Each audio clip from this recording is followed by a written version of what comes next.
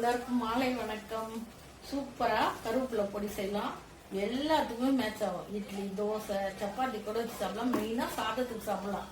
எங்க வெளியில அவசரமா போறோம், வந்து நம்ம டைம் இல்லை, வீட்டில தான் சாப்பிடணும்னு வரேன்னா நம்ம போய் சாதம் அரிசி வச்சுட்டு குக்கர்ல போய் ட்ரெஸ் மாட்டிட்டு வரதுக்குள்ள சாப்பாடு விசில் அடிச்சிடும். இந்த பொடி போட்டு நல்லெண்ணெயோ கடலை எண்ணெய் ரெண்டுல ஏதாவது ஒன்று ஊற்றி தேங்காய் எண்ணெய் கூட ஊற்றி சாப்பிடலாம். போட்டு சாதம் மணிஞ்சு சாப்பிட்டீங்கன்னா செம்ம சூப்பரா இருக்கும். இப்போ இந்த கருவேப்பிலை எல்லாம் உருவிட்டு வந்துடலாம். நல்லா அலசி நல்லா ஒரு 2 ஹவர் பேன் காத்துல வச்சுட்டோம். தண்ணியே இருக்கக்கூடாது, தண்ணி இருந்தா பொடி கட்டுறோம்.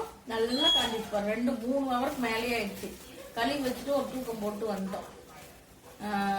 இதை இப்போ எல்லாம் தலையெல்லாம் உருவிட்டு வந்துடலாம்.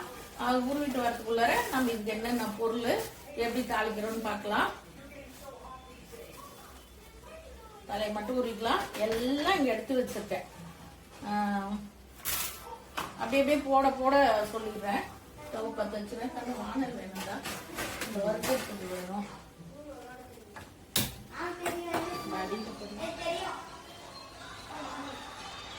கடலை ஒரு டம்ளர், ஒரு 50 கிராம் வேர்க்கடலை, 1/4 கிலோ துவரம் பருப்பு.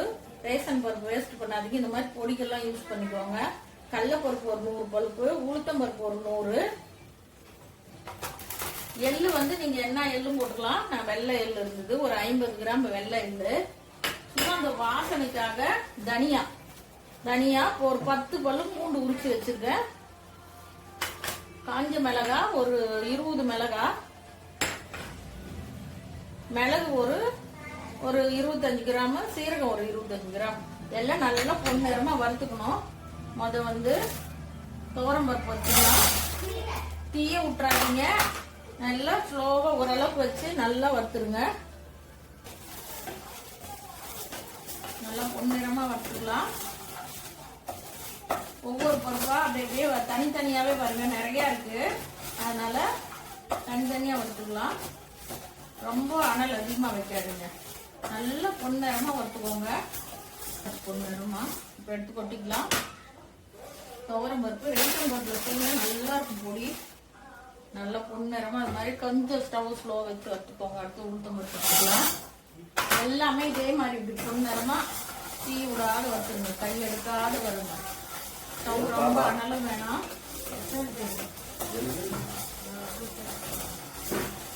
நல்லா கலர் மாறாத வறுத்துக்கணும். பச்சையை எடுக்கிறாதீங்க, பொடி டேஸ்டே இருக்காது. பொடி வச்சுட்டீங்கன்னா நமக்கு எல்லாத்துக்கும் அவசரத்துக்கு உதவும். ஒரு டிஃபன், இட்லி, தோசை, சப்பாத்தி கூட வச்சு கலந்து சாப்பிடலாம்.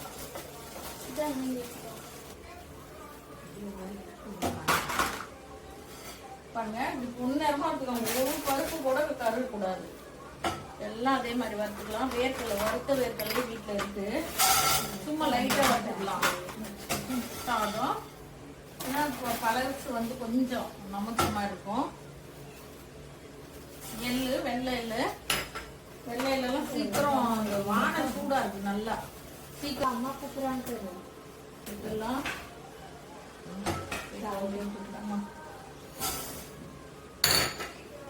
சீரகம் ஒரு 25 கிராம், மிளகு ஒரு 25 கிராம், ரெண்டும் ஒன்னா போட்டுட்டேன். கொஞ்சம் மிளகா ஒரு 10 மிளகா போட்டிருக்கேன் பாருங்க. ஒரு 50 கிராம் மிளகா போட்டிருக்கேன். உங்களுக்கு காரம் எவ்வளவோ அவ்வளோ பொடி கரெக்டா இருக்கும். எப்படி இந்த பொடி வந்து 1 கிலோக்கு மேல இருக்கும். இல்லைன்னா மிளகு போட்டுக்கிறதுனால நான் கொஞ்சம் காரம் கம்மியா வச்சுருக்கேன். நீங்க காரம் நல்லா சாப்பிட்றவங்களா இருந்தா கொஞ்சம் நல்லா பண்ணிக்கோங்க. சூட்டில் வறுத்துக்கோங்க. இந்த தனியா போட்டுக்கலாம். சும்மா கொஞ்சம் தனியா ஒரு 2-3 ஸ்பூன் தனியா போடுங்க, வாசனைக்கு. நல்லா ஜீரண சக்தி. ஒரு 10 பல்லு பூண்டு கட்டாயம் போடுங்க. தனியா உங்களுக்கு விருப்பம்னா வைங்க, அந்த வாசனை பிடிக்கலன்னா விட்டுருங்க. ஆனா நல்லா இருக்கும். நீங்க கொத்தமல்லி வச்சு பாருங்க, தனியா செம்ம சூப்பரா இருக்கும். பூண்டு ஒரு 10 பல்லு நல்லா தோல் முடிச்சுட்டு நல்லா வறுத்துக்கோங்க. இந்த மிளகா இதோட ஆமா கருவேப்பிலை ஒரு மாதிரி மூடே ஒரு மாதிரி கருவேப்பிலை தீப்பொட்டி இருக்கிறதா நல்லா பொன்னிறமா வறுத்தாச்சு. மெயினான பாயிண்டே வறுக்காத விட்டாச்சு. கருவேப்பிலை பாருங்க, நல்லா ஒரு 100 கிராம் கருவேப்பிலை கருவேப்பிலை பொடி. இந்த கருவேப்பிலை பொடிக்கு இந்த பொடியெல்லாம் வச்சுக்கலாம். நீங்கள் இது வெறுமையா வச்சிங்கன்னா பருப்பு பொடி. கருவேப்பிலை நான் 100 கிராம் போட்டுருக்கேன். நல்லா அலசி காய வச்சு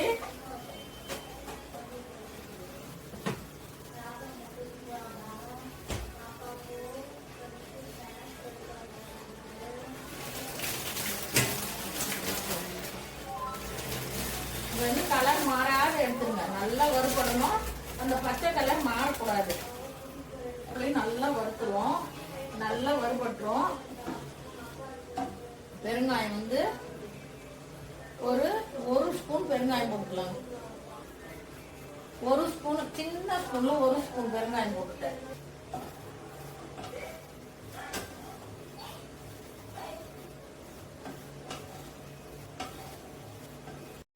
கலர் மாறாத நல்லா வறுத்தாச்சு. பாருங்க, சவுண்டு கேட்குதா? இந்த மாதிரி ஸ்லோவாக வச்சு கலர் மாறாத வறுத்துக்கணும். இந்த மாதிரி சவுண்டு கேட்கணும். அப்படியே இந்த சூட்டில் விட்டுறலாம். அப்பா சுடுது, கொதிக்குது. இதே மாதிரி இருக்கணும். பச்சை எடுத்துடாதீங்க, அது நல்லா இருக்காது, பொடி கெட்டு போயிடும். இதே மாதிரி நல்லா பச்சை மாறாத மொறுன்னு வறுத்துக்கோங்க. எல்லாம் வறுத்து வச்சாச்சு. இப்போ ஸ்டவ் ஆஃப் பண்ணிடலாம். இது எல்லாம் வறுத்து வச்சாச்சு. பேன் காற்றுல ஆற வச்சு எல்லாம் போட்டாச்சு. பெருங்காயம், இந்த பொடிக்கு தேவையானது, துவரம்பருப்பு 1/4 கிலோ, கடலப்பருப்பு ஒரு 100 கிராம், உளுத்தம்பருப்பு 100 கிராம், பொட்டுக்கடலை வேர்க்கடலை ஒரு 50 கிராமு, உளுத்தம்பருப்பு ஒரு 100 கிராமு, எள்ளு ஒரு 25 கிராமு, சீரகம் 20 கிராமு, மிளகு 20 கிராமு, காஞ்ச மிளகா ஒரு 10 மிளகா, சும்மா ஒரு 4 ஸ்பூன் தனியா வாசனைக்கு, ஜீரண சக்திக்கு, பூண்டு ஒரு 2 பூண்டு, ஒரு 20 பல் பூண்டு நல்லா பச்சை வாசனை போகிற அளவுக்கு வறுத்துக்கணும். பெருங்காயம் 1 ஸ்பூனு. இதுக்கு வந்து ஒரு 2 ஸ்பூனு கல்லுப்பு போட்டுக்கலாம்.